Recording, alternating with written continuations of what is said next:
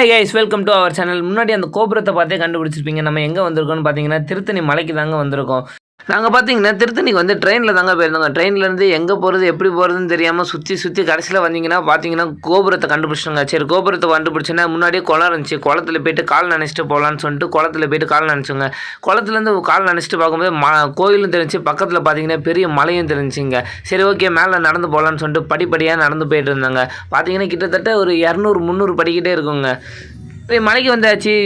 சரி, சுற்றி பார்க்கலான்னு சொல்லிட்டு பார்த்தா அங்கே வந்து வியூ பார்க்குறதுக்கு ரொம்ப சூப்பராக இருந்துச்சுங்க. அந்த ஊட்டி கொடைக்கானல் சொல்லுவாங்களா, அந்தளவுக்கு வந்து வியூலாம் சூப்பராக இருந்துச்சு. நாங்கள் வந்து போகும்போது வேறு மழைலாம் பெய்ய ஆரம்பிச்சுங்க. ரொம்ப சூப்பராக இருந்துச்சுங்க. அந்த கிளைமேட்டுக்கும் அதுக்கும் செம்மையாக இருந்துச்சு. நிறைய கூட்டமாக இருந்துச்சுங்க.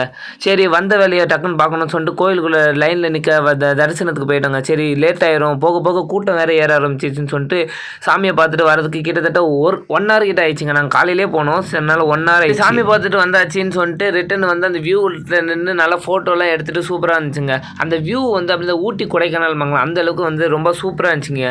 திருத்தணி ஓகே, சாமியை பார்த்துட்டு வரலான்னு சொல்லிட்டு நாங்கள் பார்த்துட்டு வந்ததுக்கப்புறம் பார்த்தீங்கன்னா கூட்டம் செம்மையாக ஏறிடுச்சிங்க. சரி, ஓகே, ஈஸியாக சாமியை பார்த்துட்டு வந்தாச்சுன்னு சொல்லிட்டு அதுக்கடுத்த கோபுரத்தில் எல்லாம் நின்று ஃபோட்டோ எடுத்துகிட்டு அங்கே போயிருந்தப்போ நல்ல மழைன்றதுனால எல்லாரும் குடுன்னு ஓடி போயிட்டு எங்கெங்கெல்லாம் இடம் இருக்கோ அங்கெங்கெல்லாம் போய் நின்றுட்டாங்க. இன்னும் திருத்தணி போகிறதா இருந்தால் காலையிலே போங்க, அப்போ தாங்க கூட்டம் கம்மியாக இருக்கும். நீங்கள் ஒரு 7-8 மணி அதுக்கு முன்னாடி போகணும். அதுக்கப்புறம் போனீங்கன்னா கண்டிப்பாக கூட்டமே இருங்க. நாங்கள் போனப்போ செம மழை வரேன் போல். விளாக்ஸ் வீடியோலாம் பார்க்கணும். நம்ம சேனலை மறக்காமல் சப்ஸ்கிரைப் பண்ணி வச்சுக்கோங்க.